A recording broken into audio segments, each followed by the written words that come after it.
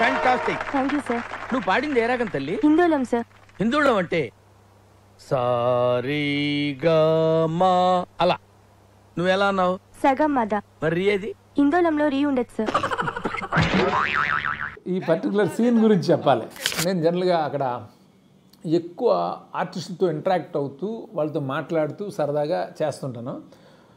ఇది బ్రహ్మానంద్ గారి క్యారెక్టర్ ఎంత వర్కౌట్ అయిందో మీ అందరికీ తెలుసు కదా, కింగ్లో క్యారెక్టర్. ఆ క్యారెక్టర్ ఈ పర్టికులర్ సీన్ చేస్తున్నప్పుడు ఒక అమ్మాయి వచ్చి పాడుతుంది. ఆ పాడిన అమ్మాయి రియల్ సింగర్ అమ్మాయి. ఆ అమ్మాయితో నేను ఇలాగా చెప్పినప్పుడు హిందోళం గురించి మాట్లాడేదో అతను మిస్టేక్ ఐడెంటిఫై చేసి తన సుపీరియారిటీని చూపిస్తుంటాడు. నిజానికి ఈ డజంట్ నో ఎనీథింగ్ ఎవరు మ్యూజిక్ డైరెక్టర్కి అనేది అక్కడ విషయం. సో అప్పుడు హిందోళం గురించి మాట్లాడుతున్నప్పుడు ఎలా చేయాలి అని అంటే అమ్మాయి చెప్పింది హిందోళంలో రీ ఉండదు అనే విషయం నాకు అమ్మాయి ద్వారా తెలిసి నేను అది ఇన్కార్పొరేట్ చేసి రాసి అది చేశాను.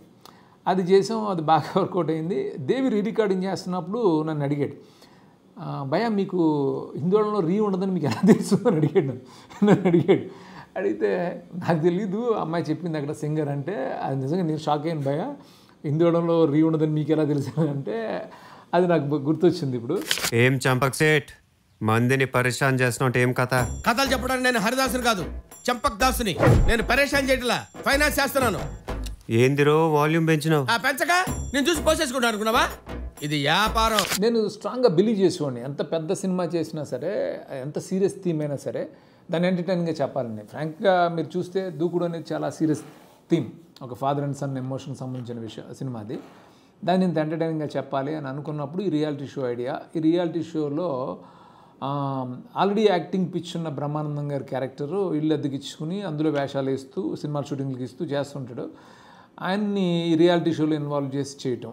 సో ఆయన ఆ పీక్ పర్ఫార్మెన్స్ చేశారు. అసలు మహేష్ బాబు దాన్ని యాక్సెప్ట్ చేసి తాను అంత బిలీవ్ చేసి చేయడం వల్ల ఆ ఎపిసోడ్ అంత బాగా వచ్చింది.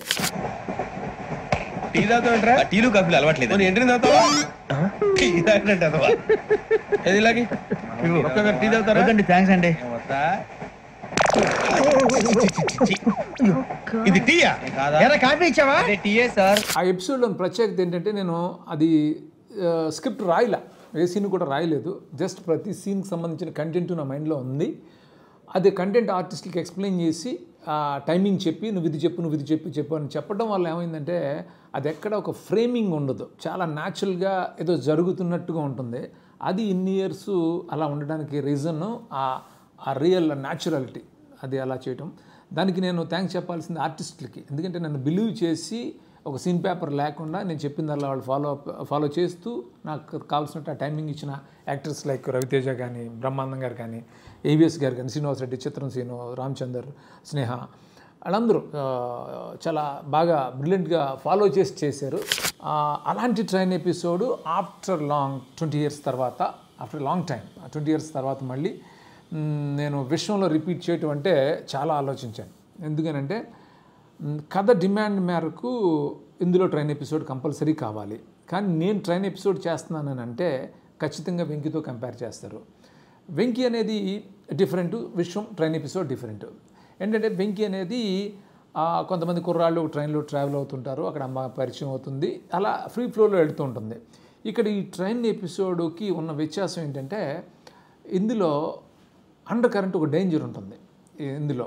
బట్ నా నుంచి ఖచ్చితంగా హిలేరియస్ ఎంటర్టైన్మెంట్ ఎక్స్పెక్ట్ చేస్తారు, అంటే వెంకీ ఎపిసోడ్తో కంపేర్ చేస్తారు. లక్కీలీ అంత ఫన్, అంటే ఇది కూడా చాలా చాలా హిలేరియస్గా ఉంటుంది విశ్వంలో ట్రైన్ ఎపిసోడ్ కూడా. అంటే యాక్టర్స్ లైక్ గోపీచంద్ కానీ, వెన్నెల కిషోర్ కానీ, లేకపోతే చాలామంది యాక్టర్స్ నరేష్ గారు కానీ, ప్రగతి గారు కానీ, వీటి గణేష్ కానీ, లేకపోతే అజయ్ ఘోష్ కానీ, లేకపోతే షక్లక్ శంకర్ కానీ, గిరి, షక్లక్ శంకర్, చమక్ చంద్ర, వీళ్ళందరూ కూడా చాలా చాలా బాగా చేశారు. ఇది ఒక different episode from Venky, but ఇది కూడా టోటల్ హిలేరియస్గా ఉంటుంది, పీక్స్లో ఉంటుంది. ఆ ఎపిసోడ్ని ఎంజాయ్ చేసినట్టే ఆఫ్టర్ లాంగ్ టైం ఈ విశ్వం అనే సినిమాలోని ట్రైన్ ఎపిసోడ్ని కూడా ప్రేక్షకులు విపరీతంగా ఎంజాయ్ చేస్తారని నా స్ట్రాంగ్ బిలీఫ్. అంత బాధ్యతగా కష్టపడి కూడా చేసాం. చాలా ట్రికీ ఎపిసోడ్ ఇది, మీరందరూ ఎంజాయ్ చేస్తారన్న కాన్ఫిడెన్స్ నాకు.